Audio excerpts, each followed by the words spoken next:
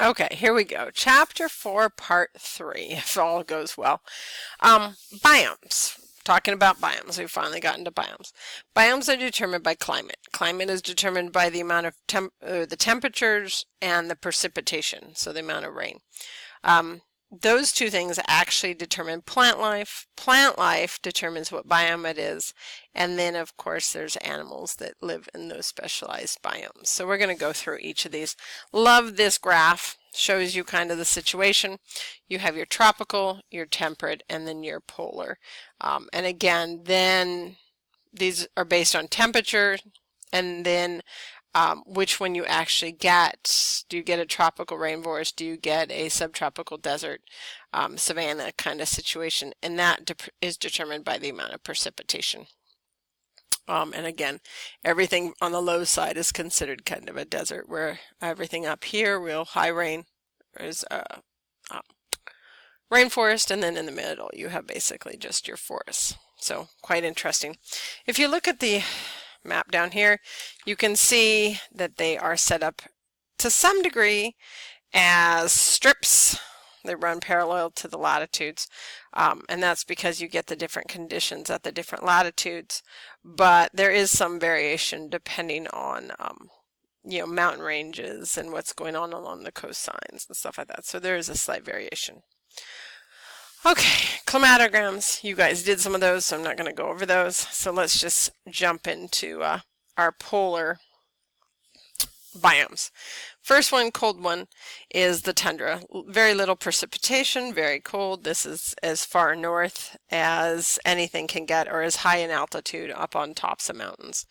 There's such little precipitation that you get no trees, very low growing vegetation, very short little spongy stuff right on the ground.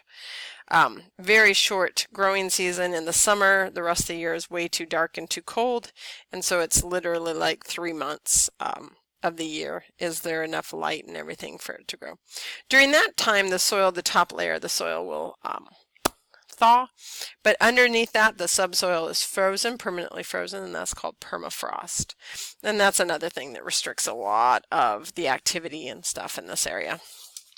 A little bit more about tundra over on this page.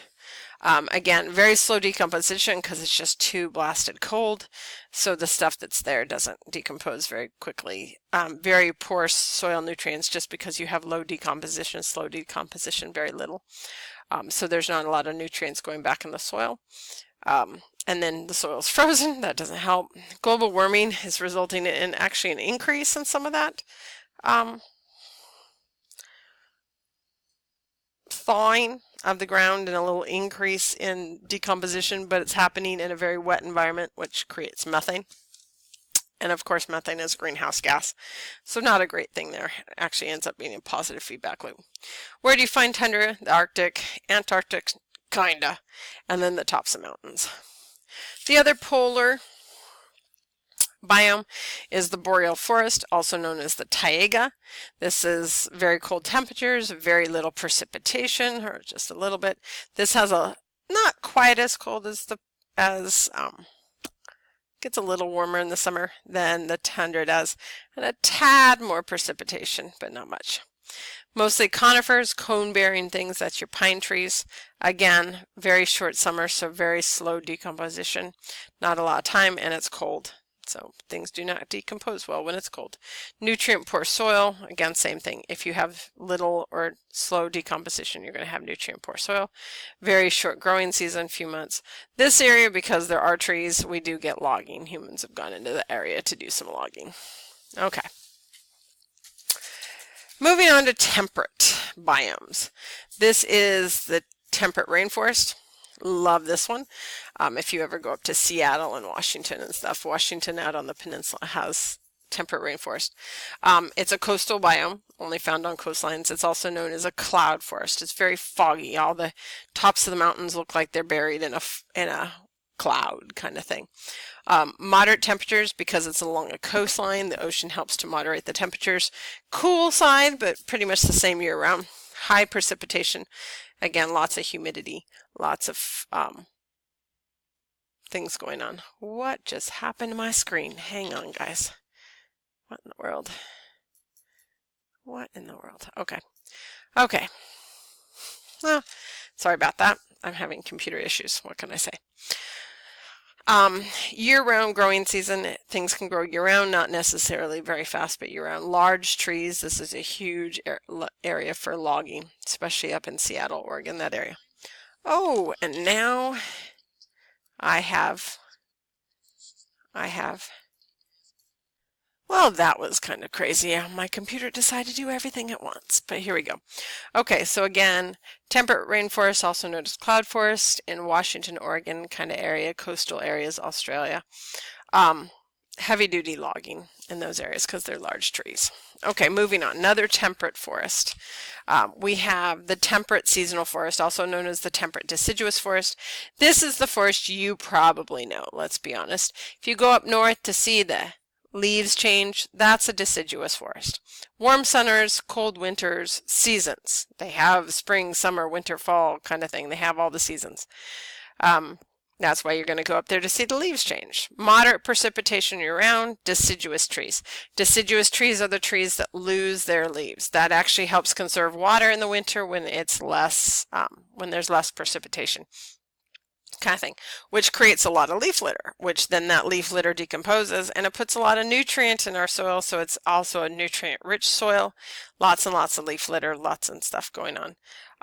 And this is also a very popular one for agriculture. Humans have gone in and destroyed a lot of temperate seasonal forest or deciduous forest for agriculture, although that's turning around in the United States. A lot of that is we're letting the forest reclaim a lot of our old agricultural land in those areas. Okay, moving on, excuse me, still temperate biomes, woodlands or shrublands, also known as chaparral. Very hot, dry summers, mild, rainy winters. This is also known as a Mediterranean biome, kind of warm and dry. Year-round growing season because it's nice and warm with plenty of things. Growth is restricted by, or photosynthesis is restricted by the amount of precipitation. So since there's low precipitation, you don't get a lot of like trees. You get maybe a few, but most of it's bushes. Lots of drought-tolerant plants, ones that can survive long periods of time in very dry habitat.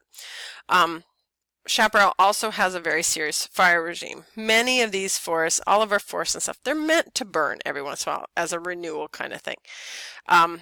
Chaparral is meant to burn frequently. A lot of these plants, actually, their seeds need to be scorched before they are actually will germinate. So it's a very important thing. This is not good for agriculture at all. This land is not good for agriculture. So a lot of it is used for rangeland for cattle because they like the dry kind of heat. They can deal with it and they can munch on these scrubby plants. A lot of these plants also have very waxy leaves, very small leaves to actually conserve water. Okay, temperate grasslands again. These we know as prairies. Also cold deserts in here in the United States, we refer to them as our prairies. Low precipitation, moderate temperatures, they do have seasons. Growth is constricted by low precipitation, so again, photosynthesis is restricted by precipitation. Mostly it's grasses, there's not enough precipitation to support trees. Long growing season, lots and lots of grass is grown, and then think about where the bison are running across the prairie. That is what you're thinking about. Those grasses die frequently in the winter, and there's rapid decomposition because the weather isn't up to things, so we have very nutrient-rich soil. It's also under a heavy fire regime. It likes to be burned, and then that burnt grass will decompose and put lots of nutrients back in the soil as well. Then we have this area is used a lot for humans for agriculture and rangeland. Agriculture really seriously because of the nutrient-rich soil. Anywhere we have nutrient-rich soil, we use it for agriculture. Okay, moving on to the tropical rainforests, tropical biomes. Rainforest, this is probably the one you've studied since you were in 3rd grade. Very warm temperatures. All the tropical are going to have year-round warm temperatures because they're tropical. They're at the equator. They are not going to have seasons. That's true of all of them. High precipitation. high productivity. If you have lots of sun and lots of rain, you're going to have high photosynthesis. So lots and lots of productivity. Very fast decomposition. It's warm, it's wet, things decompose rapidly. The soil is nutrient poor because if you have high productivity, those nutrients are needed by all the plants that are doing photosynthesis. So they get sucked out of the ground by those plants as quick as can be. And so the ends up leaving nutrient poor soil, which kind of makes it crazy because we use this area for agriculture, but the soil is very poor in quality, so we end up having to use a lot of fertilizers and stuff to actually grow things here. But there's plenty of water and plenty of sunlight. I can't stop yawning. It's one of those days. Okay, let's see. Well, let's finish up the tropical and we'll be done with this PowerPoint, or with this thing. Okay. Oops. Can't figure out which way to turn my book to make it level. Savanna is also known as the tropical seasonal forest. Warm temperatures, wet season, and dry season. When you see the lion out on the savanna, this is what it is. Nutrient-rich soil, again, because there's lots of decomposition, a lot of grasses and stuff on them. There is enough precipitation this time to actually support trees, although many of those trees are actually knocked down by elephants and stuff. It helps to keep the savannas a little bit more clear instead of becoming true forests, but some of them are. A heavy-duty fire regime meant to burn, those grasses are meant to burn, and a lot of this area, again, like our prairies kind of thing, is used for agriculture and grazing cattle and other organisms, or other things like goats and stuff in other countries. Okay. Subtropical deserts. These are the deserts you think of when you think of a desert. These are the hot deserts. Very little precipitation, high temperatures year-round, sparse vegetation, very little things. The things that are there have very small leaves and spines and store water, all kinds of things to survive there.